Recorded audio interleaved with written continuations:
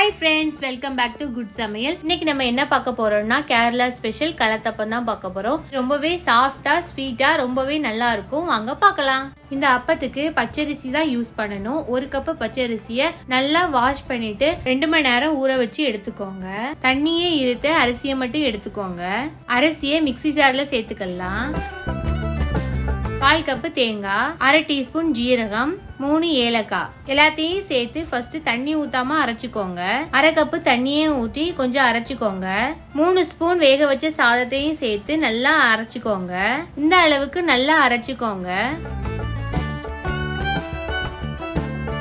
இந்த அப்பத்துக்கு இனிப்பு சேர்க்கறதுக்கு வெல்லம் இல்லைன்னா நாட்டு சர்க்கரை சேர்த்துக்கோங்க. நான் இன்னைக்கு நாட்டு சர்க்கரை எடுத்திருக்கேன். 1 கப் நாட்டு சர்க்கரை 1 கப் அரிசிக்கு கரெக்டா இருக்கும். 1/2 கப் தண்ணி சேர்த்துக்கலாம். இதுக்கு பாகுபதெல்லாம் தேவையில்லை, சர்க்கரை கரைஞ்சா மட்டும் போதும். சர்க்கரை கரைஞ்சிடுச்சு. இந்த சர்க்கரை தண்ணியை வடிகட்டிட்டு ஆற வச்சுக்கோங்க. கொஞ்சம் ஆறட்டும். ஒரு பாத்திரத்துல 2 டீஸ்பூன் நெய், 1 கப் தேங்காவை இந்த மாதிரி கட் பண்ணி சேர்த்துக்கோங்க. நான் பார்க்கவும் நல்லா இருக்கும், வாயில கடிப்படும் போதும் நல்லா இருக்கும். ப்ரௌனா வர வரைக்குமே நல்லா வதக்கி விட்டுக்கோங்க. இந்த டைம்ல நம்ம இதை எடுத்துடலாம். நம்ம அரைச்சி வச்சிருந்த அரிசி மாவு கூட சர்க்கரை தண்ணியை சேர்த்துக்கலாம். நல்லா மிக்ஸ் பண்ணி விட்டுக்கோங்க.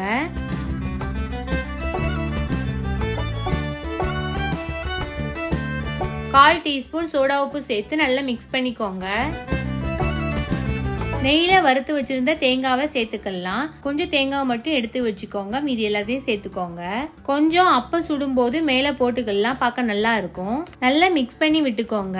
நம்ம கலக்கி வச்சிருந்த மாவை நீங்க சின்ன சின்ன அப்பமாவும் சுட்டுக்கலாம். இல்லைன்னா அடிகனமான பாத்திரம், குக்கர் மாதிரி ஏதாவது பாத்திரத்துல ஊத்தி அதை வேக வச்சு நீங்க எடுத்துக்கலாம். இப்போ நம்ம சின்ன சின்ன அப்பமா தான் சுட போறோம். 2 குழிக்கரண்டி மாவு ஊத்திக்கலாம். அதுக்கு மேல நம்ம வறுத்து வச்சிருந்த தேங்காவை போட்டுக்கலாம்.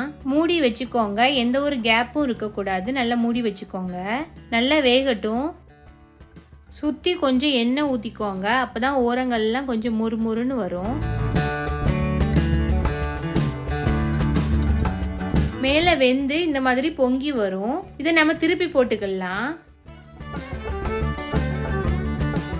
மூடி வச்சு 2 மினிட்ஸ் வேக வச்சுக்கோங்க. இது ரெடி ஆயிடுச்சு. நம்ம எடுத்துடலாம்.